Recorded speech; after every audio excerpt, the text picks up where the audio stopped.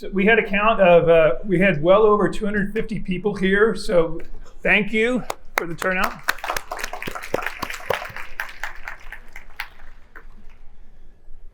So our next topic is healthy living with Parkinson's. There's going to be a lot of information on everything, including nutrition.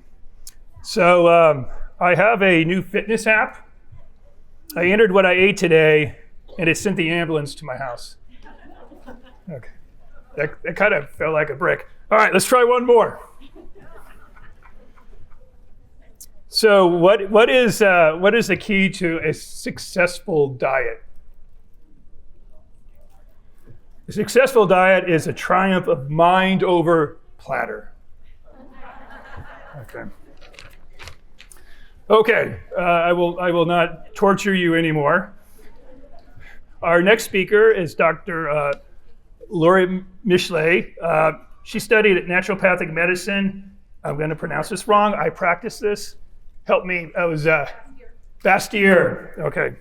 Got to be careful how I say that because that could come out wrong. University in Epidemiology, Nutritional Sciences at the University of Washington. She founded the Parkinson Center for Pragmatic Research.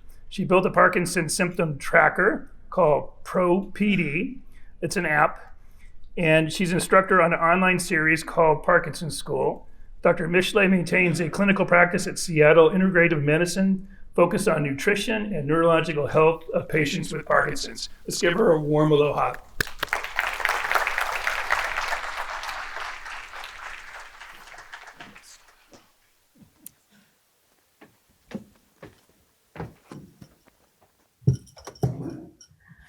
All right. Everybody hear me all right? Thank you for the invitation to be here. To be honest, I spent half of Michael's talk trying to design a study to figure out which of us actually likes our job more. So for those of you who don't know much about naturopathic medicine, I just want to let you know that my training is not the same as the neurologists and movement disorders docs that you have been seeing. I did not go to conventional medical school. Naturopathic medicine is quite different.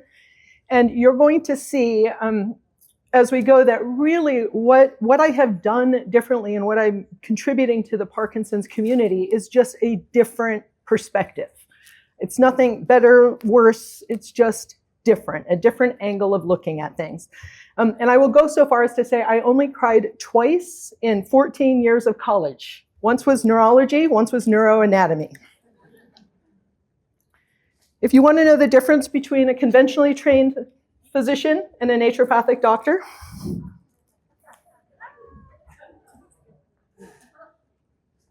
okay. So my goals for this talk is that all of you go home and get your ProPD score. How many of you know your ProPD scores already? Oh, no. That I plant a seed, that you go home replaying something I've said, and that you leave here with some direction, and that when you leave here, you are open and willing to have an honest conversation with yourself about your goals, your priorities, your motivators, your values, your obstacles, and really what is getting in the way of you doing the things that you want and need to do. So everybody wants to slow Parkinson's disease progression. And when I was invited into the Parkinson's community 20 years ago, as a non-neurologist, I was here to slow Parkinson's progression. Imagine my surprise to learn that 200 years into Parkinson's, we didn't actually have a tool that was good at measuring progression, especially early in the disease. Once it gets severe enough, the UPDRS starts kicking in, but in the early years, when you don't have many symptoms, we didn't have a good tool. Prostate cancer has a PSA, blood diabetes has a hemoglobin A1C. Parkinson's needed something, and so I built a scale called the ProPD, Patient-Reported Outcomes in Parkinson's Disease. And this is truly as simple as asking you, how are you? But what it does is it allows us to put a number to that answer. So what we did is we have 35 Parkinson's-related symptoms, and we ask you, on average, over the last 7 days, how bad has your fatigue been? What about your constipation? What about your anxiety? And you have this really simple slider bar, and if it's excellent, you don't have that symptom, it goes to the left. If it has been severe and debilitating, you slide it to the right. And each one of those slider bars are labeled 0 to 100. And the more severe your symptoms, we add them up and we can see how you total up and how you compare to other people. Your physician can see which of your symptoms are the biggest priority, which ones are contributing to your condition. And it's a way for you to take 5 minutes to get your score and have your physicians and your healthcare team know which symptoms are prevalent and which ones are most severe. So what we see is every patient tells a story. You've all heard the saying, if you've met a person with Parkinson's, you've met one person with Parkinson's. And what we get to see is that each person truly manifests and presents differently. The scale, this app is free on Android and iOS for all of you to track your symptoms. But what it does is once you answer those questions, it will in order of severity, what your most severe symptoms are all the way to your least. The bigger that blob in the center, the more severe you are. Over to the right of that, it tells us which domain are your symptoms mostly motor or autonomic or non-motor. Down in the bottom left, you can see how you compare to other people. That line that goes through the center is average. And then you can see your own trends. And over time, you can start to tell a story. One data point doesn't mean much, but over time, multiple data points start to tell us your story about your journey with Parkinson's. And you can see some people are getting better, some people are getting worse, and some people are pretty stable. So when a person builds an outcome measure, the normal thing that is done is you go get some money and you get some permissions and you build a team and you get together and you build the scale, you validate the scale, you use the scale, and then you share the scale. That's what normal folks do. Because I was new to the community, nobody was going to give me permission to build a new scale for Parkinson's disease. And so without funding or permission, I just went and built it myself and started using it. And shortly after I started using it, people started asking me if they could use it. I said yes. And only last weekend did we validate it 13 years later.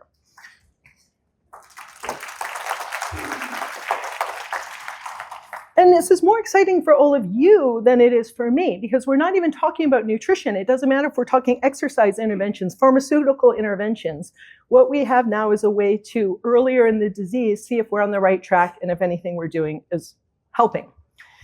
So I'm not going to get into this, but validated is a big term in epidemiology. And what this means is we have compared it to other tests from the past. We have looked at how reliably, if the same person answers it over and over, how consistent are they?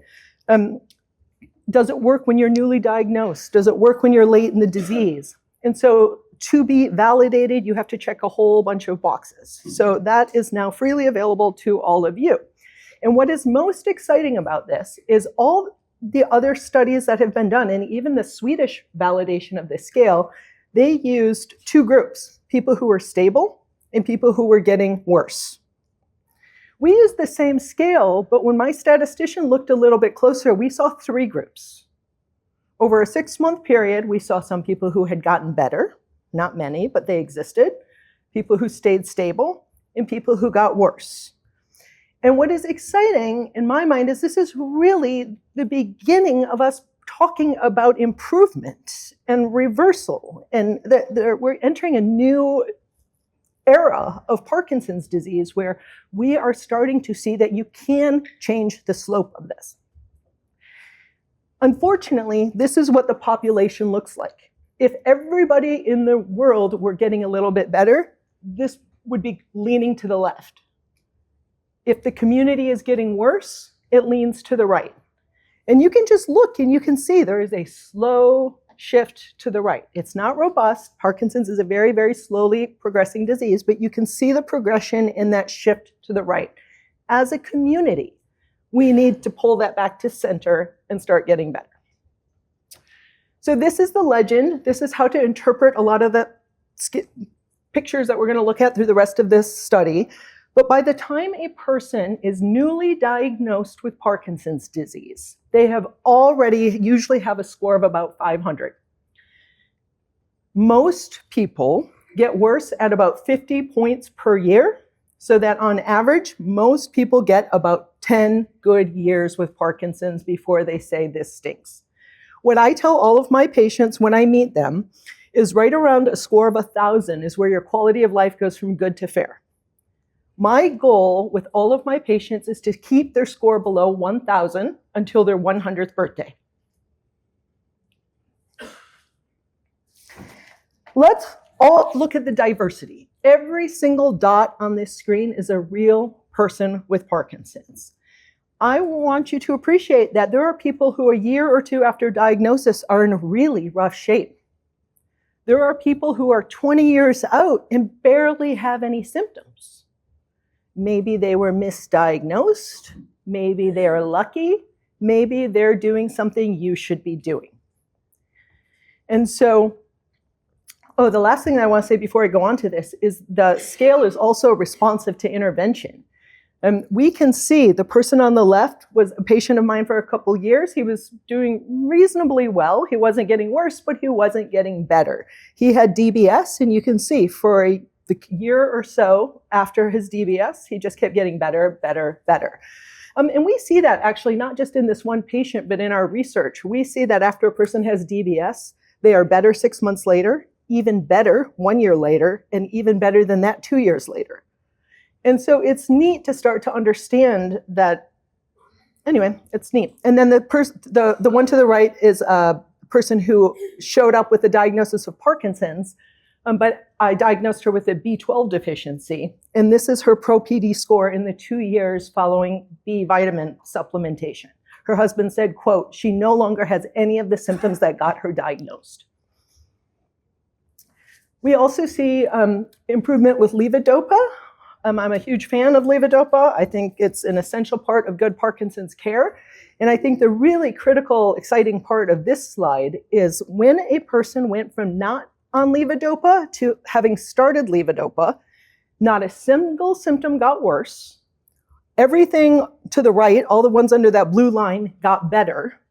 And the most exciting thing to me, FDA has approved levodopa to treat motor symptoms of Parkinson's disease.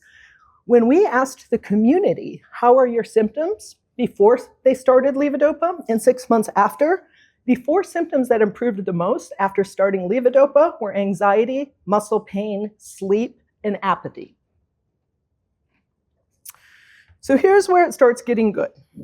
As I said, there is a ridiculous amount of diversity. If you look closely, you will see almost all of those lines slope up. But you can find in there some lines that slope down. Those people are reporting improvement.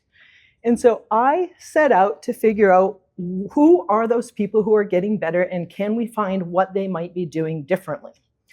We have already heard about genetics a couple times today. There has been a ridiculous amount of research into the genetics of Parkinson's disease, a lot of funding. I send people to the Generation study. I want you to participate. I'm not saying that we don't need to keep doing that research, but for a disease that is about 80 to 85% environmental, we have to do more research in that direction to help better understand the environmental contributors to disease. So that brings me to something called the positive deviance model. I did not create this, I copied it. It came out of Tufts in the 70s. There were some poor children, somewhere in South America maybe, who everybody in the village all the kids had stunted growth. And the Tufts researchers went to the village and they saw that, this whole village of stunted growth children, there were a few kids who were actually growing quite well. And they designed the study to try and find what are the kids that are growing well doing different than everybody else. The punchline to that is when their parents were serving the soup, most of the parents of the kids with stunted growth, they were giving the watery part of the soup up top. And the kids who were growing well, their parents were going down and getting the good stuff down at the bottom of the soup pan. So anyway, it's a simple concept where you treat the people doing unusually well as your cases and everybody else as your controls, and you try and find out what is the difference between the two groups. Can we find those outliers, those few strange folks among us who are doing well, and figure out what they're doing differently? please consider joining this study. It takes about an hour to an hour and a half of your time. It is twice a year. It's entirely internet-based. And the more people who participate, the more we learn. We have a huge problem. Everything I'm about to talk to you about today is largely based on higher income white people from the United States.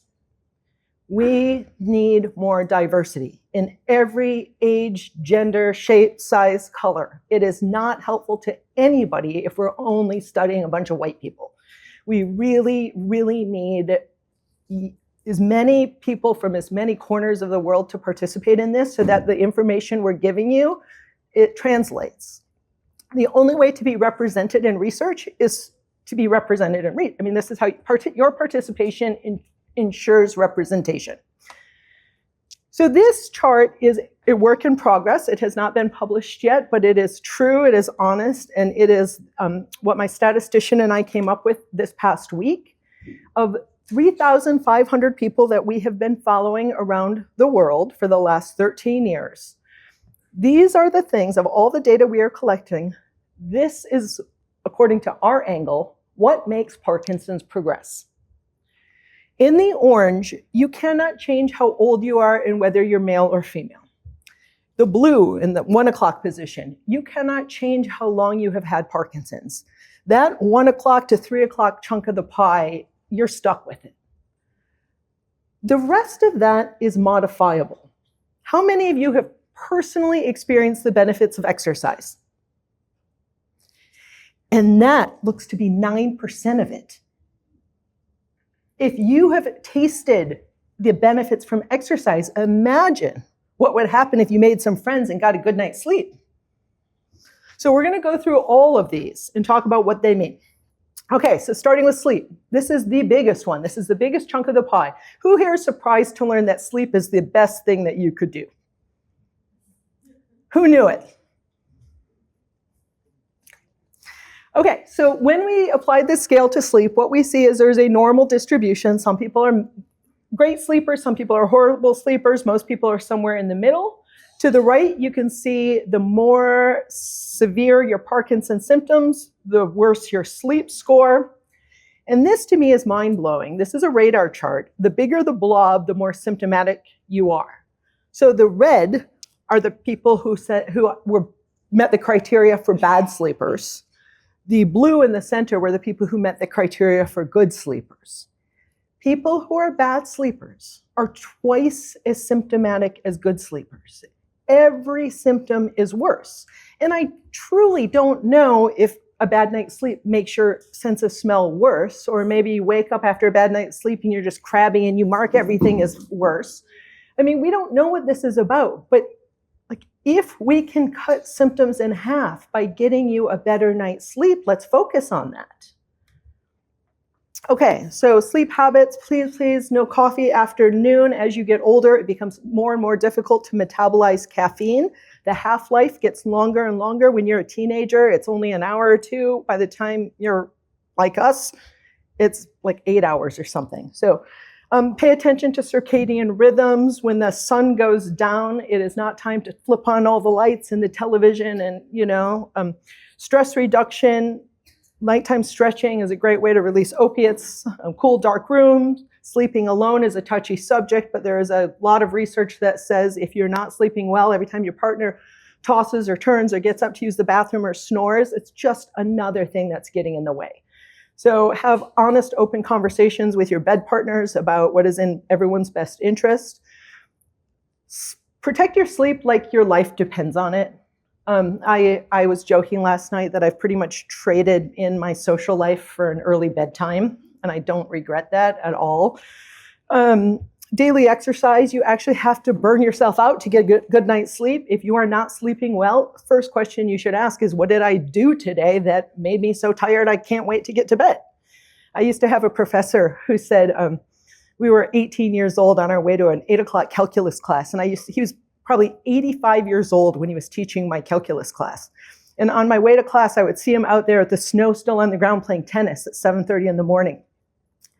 And he showed up for class one day and someone said, he asked, does anyone have any questions? And somebody raised their hand and said, where does that energy come from? Right? How do you have so much energy? And I remember this 85-year-old calculus professor who's writing ambidextrous. He was drawing pictures over here and writing over here. He said, I have one rule for my life. He's like, I sit down at the end of the day, I sit on the edge of the bed, I lean back, I put my head on the pillow, and if I'm not asleep by the time my head hits the pillow, I know I have not lived a full day. Kill your television. There is nothing you are watching on TV that is more important than saving your brain, slowing Parkinson's, and getting a good night's sleep. Record it and watch it in the morning.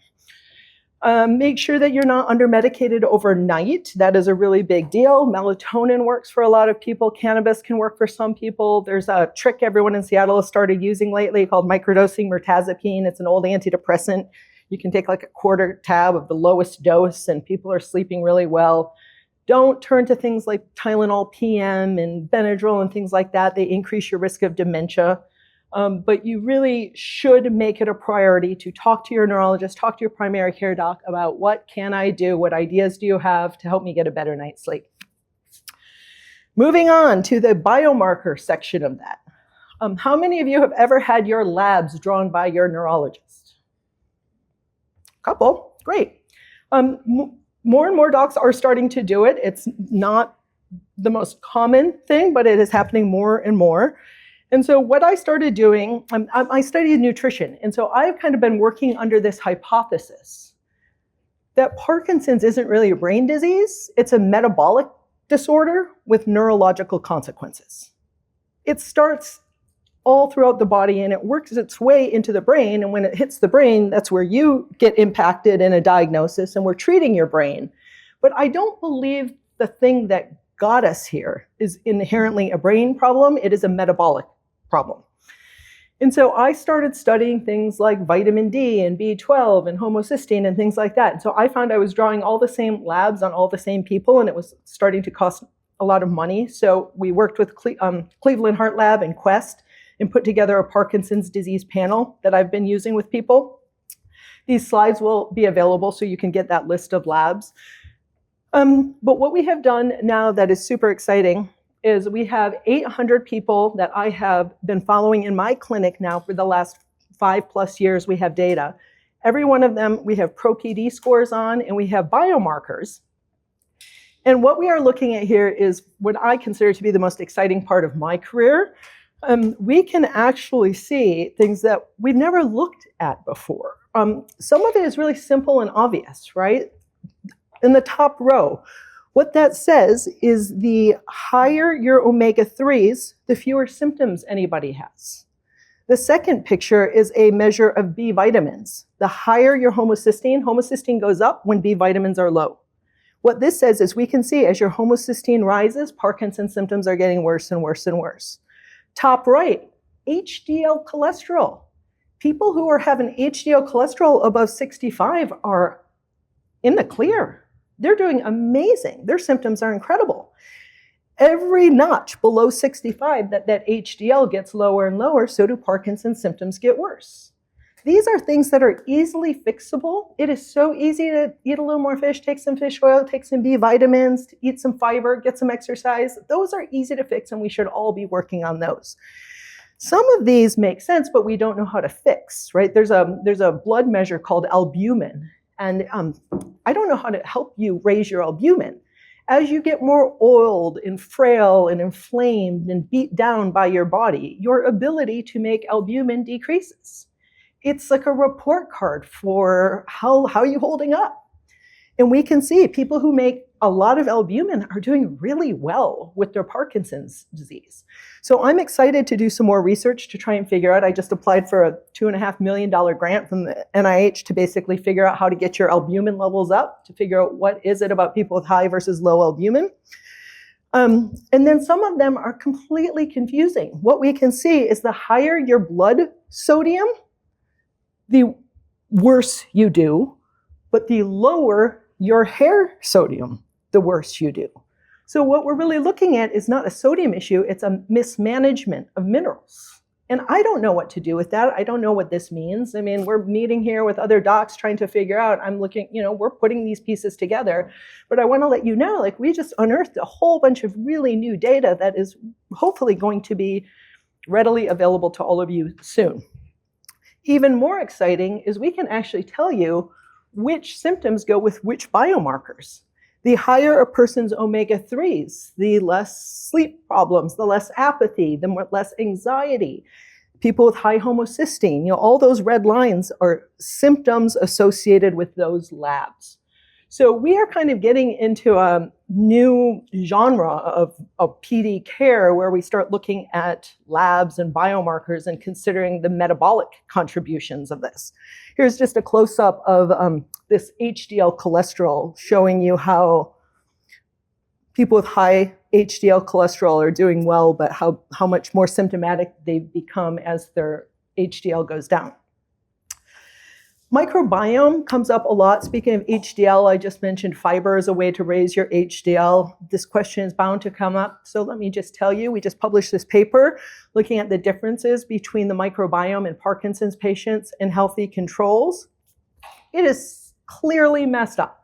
There is no question. The stuff that is in red and green, I think we found 186 different species of things growing in weird amounts in you. Too much or too little. No, there is no probiotic you are going to pick up at the store that's going to fix this. We can see clear differences. On the right, this is how much diversity do we see in a Parkinson's gut. You guys have too much diversity. So you're the dots on the right, you're the dots on the left. If your gut looked like other quote unquote healthy people, these dots would be on top of each other. Because they separate, it shows us how dramatically different your gut microbiome is, and that's what we're trying to study. This is a huge paraphrase, but when we just got this paper published, what was really neat about this kind of DNA sequencing is that not only can we see which bacteria and fungus and viruses and protists and things that are in your gut, we can also see how they're talking to each other. We can measure the communication signals between them. And we found 10 messages that were out of whack in people with Parkinson's. To paraphrase, half of these are your good bugs screaming, help, help, we are dying from not getting enough fiber.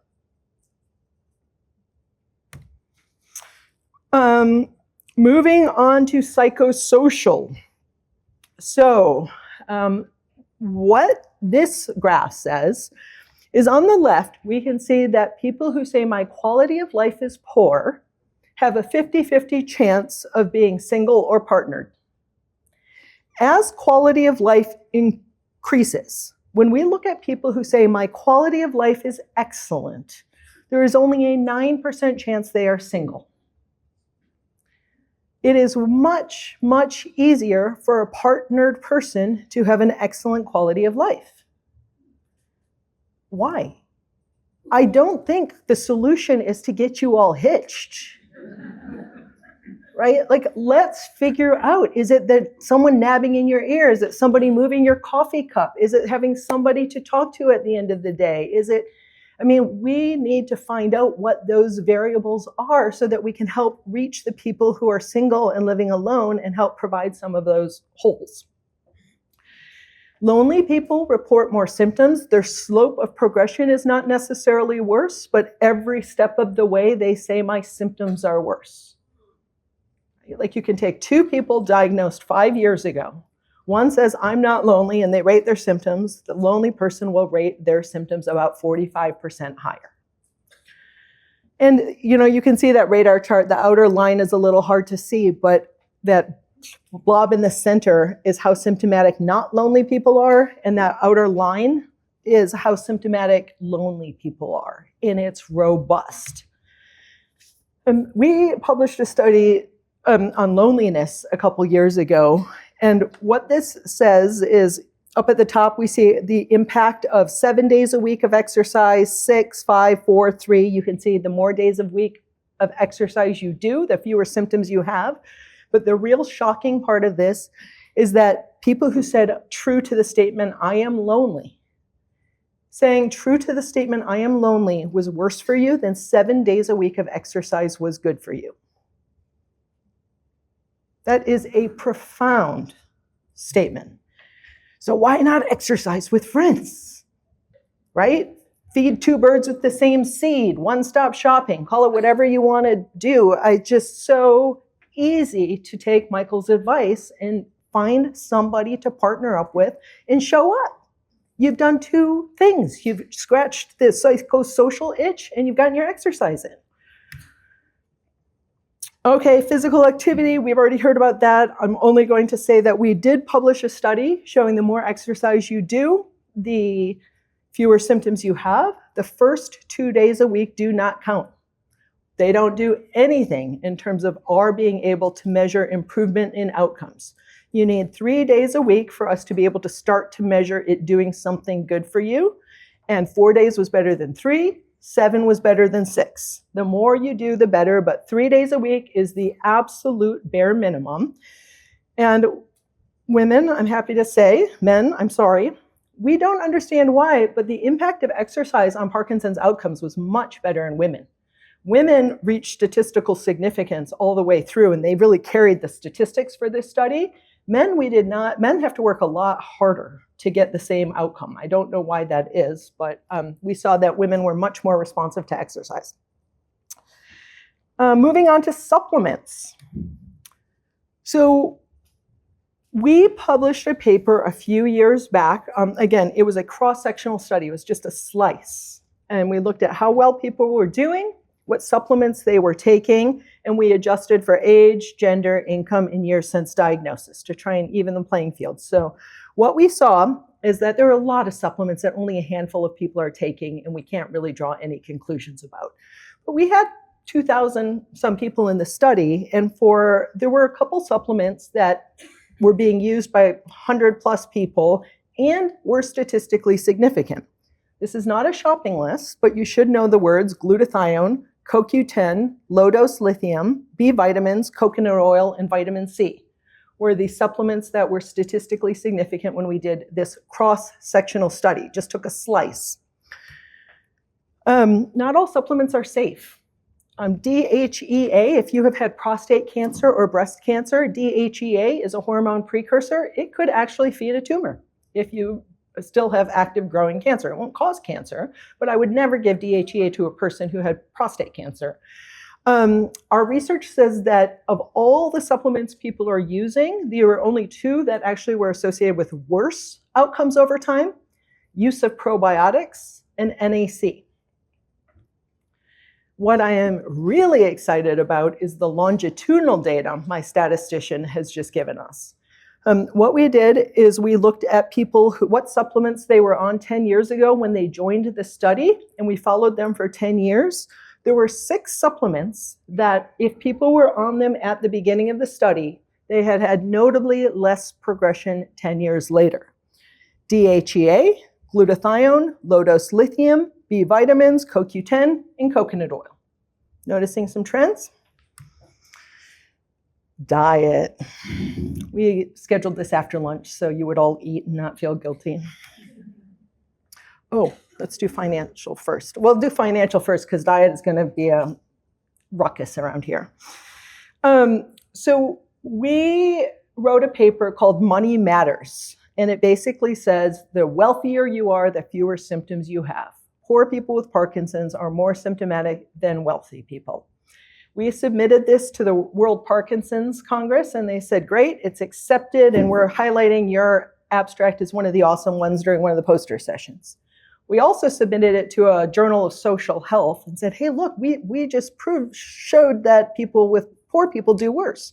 And they rejected it and said, duh. This isn't exciting. We know this. Everyone knows this. What is so surprising about this? This is not publication worthy.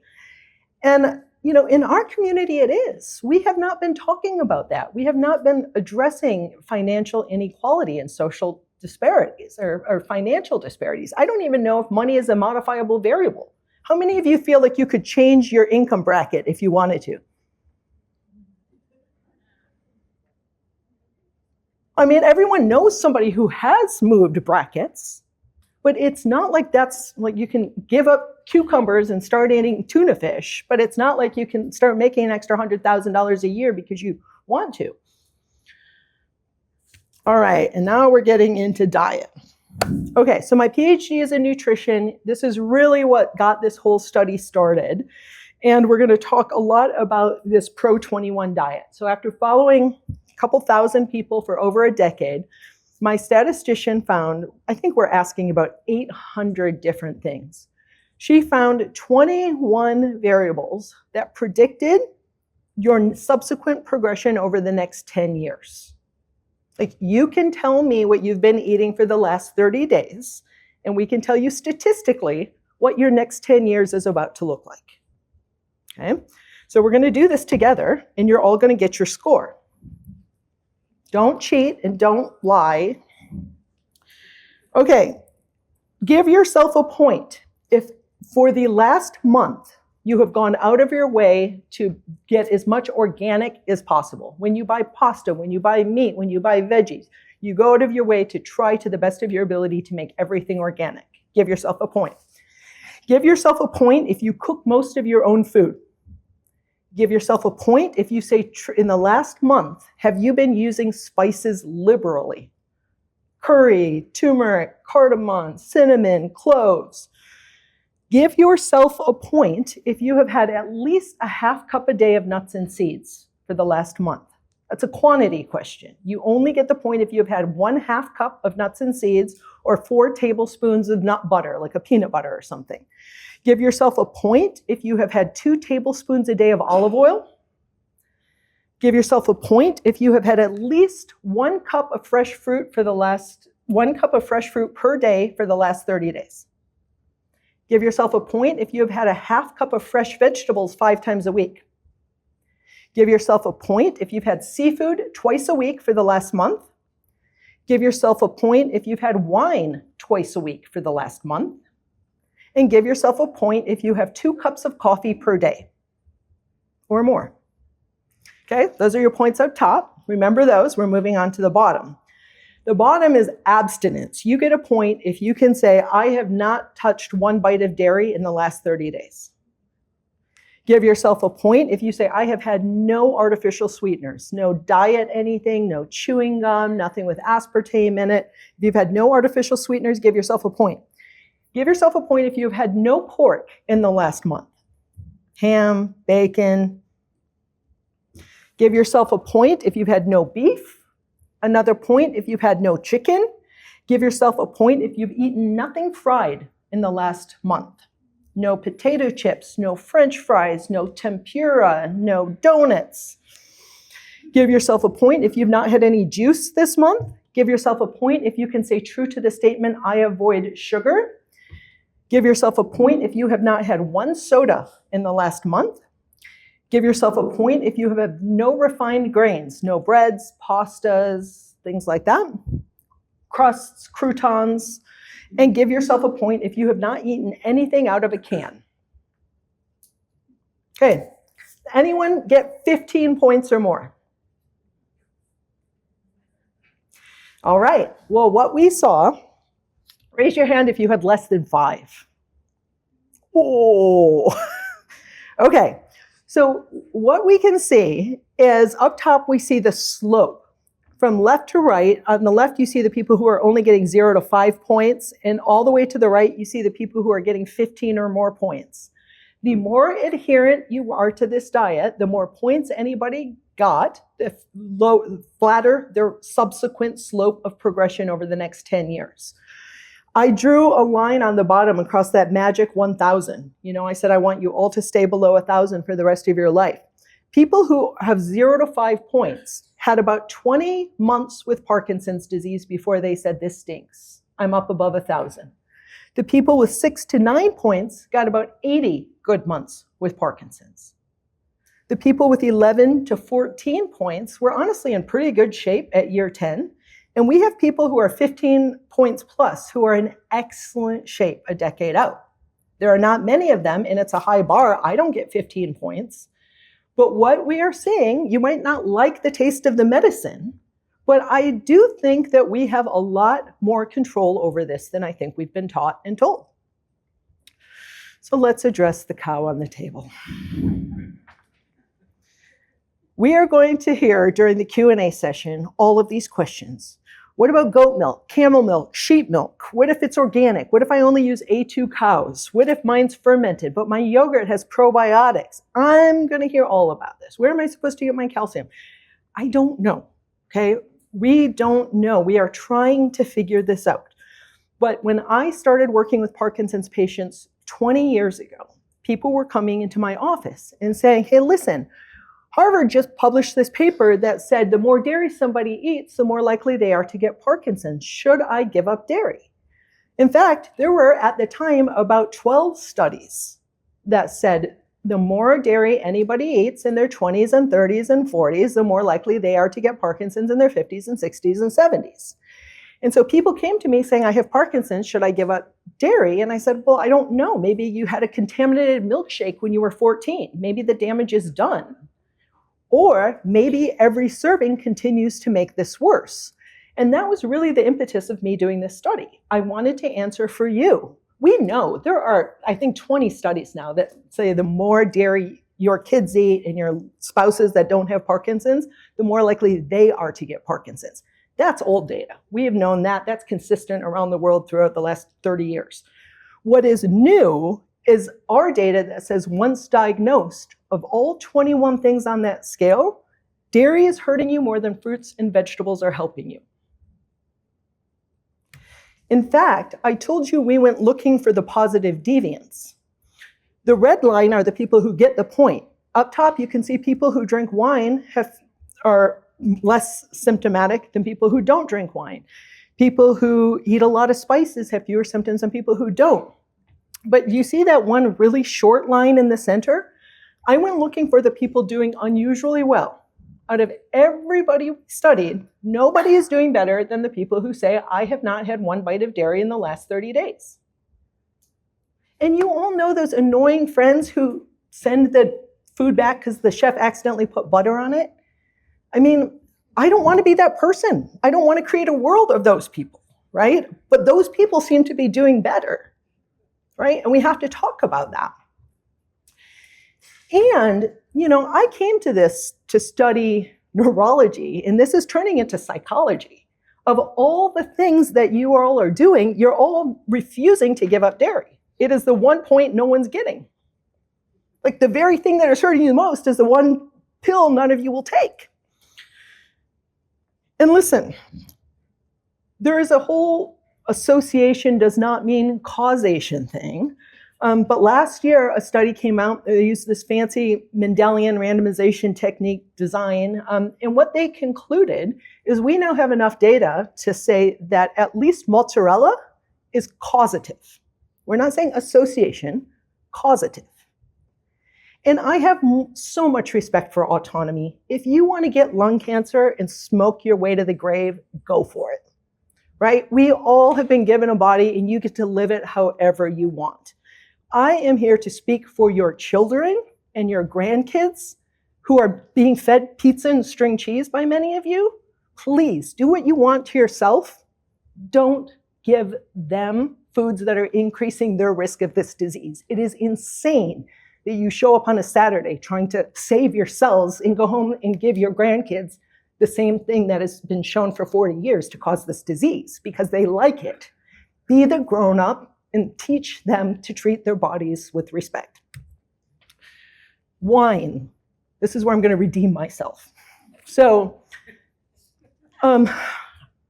there have been quite a few studies over the years. I think people love quoting. The more tobacco you smoke and coffee you drink, the less Parkinson's you get. Those are fairly well-known statistics.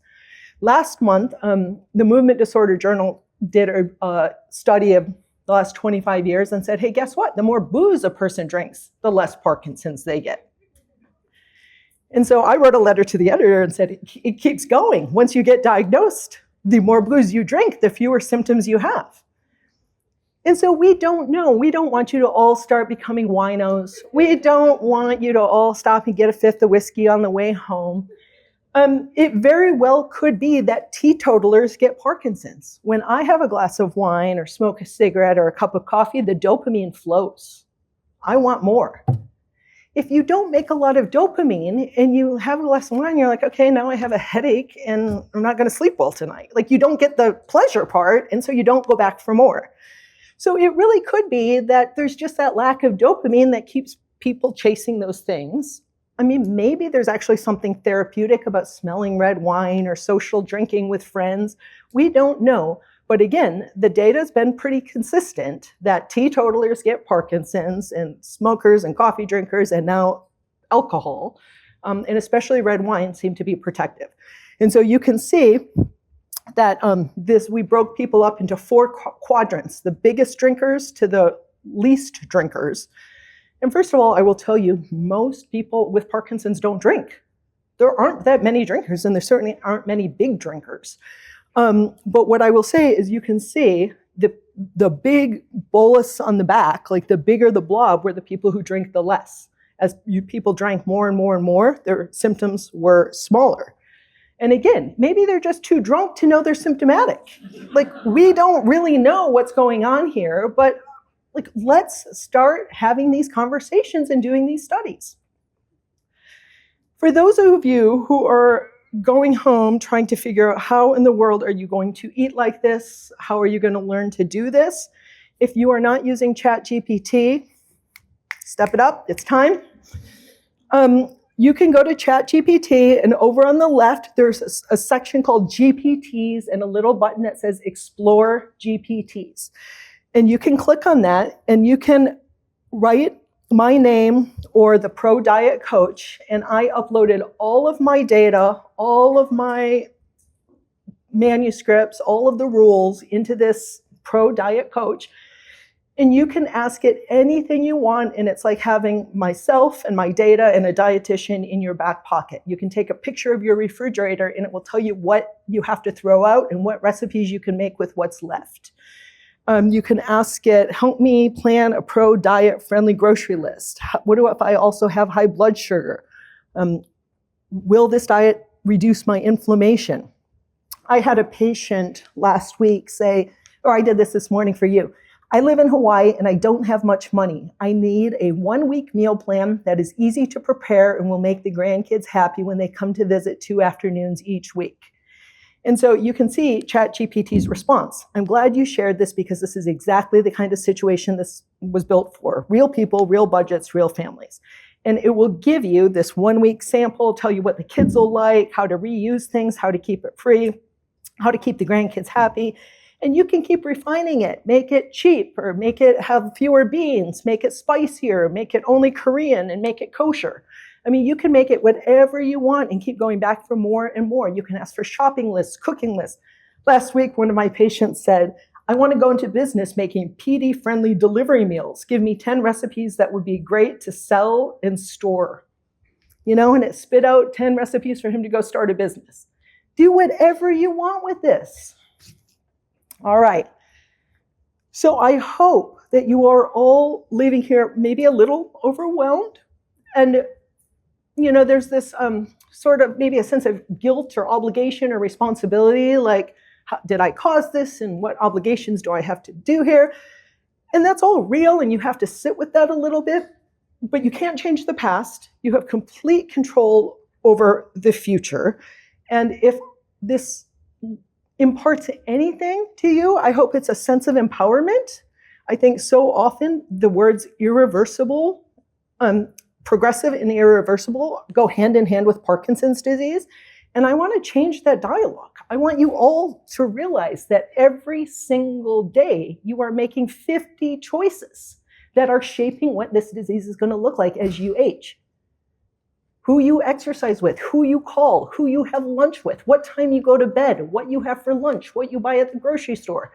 Every day you are deciding what you want your future to be.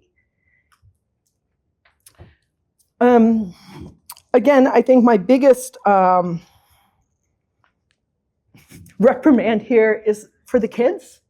There's a 20-year incubation period, we think, ish, for Parkinson's disease. We all have talked about the pandemic The costs are greater than we expected. The numbers of people being diagnosed are more than expected. If you just think about all the pieces of pizza and string cheese that we are feeding the next generation, just think, and we might be wrong. Maybe dairy does not cause Parkinson's. Maybe we are totally wrong. But if we are right, how many Parkinson's seeds have you planted in people you love? It's a scary thought, especially with a 20-year incubation period. So what this graph shows is that if we could get to people before diagnosis, so that black straight line is the real progression of Parkinson's disease.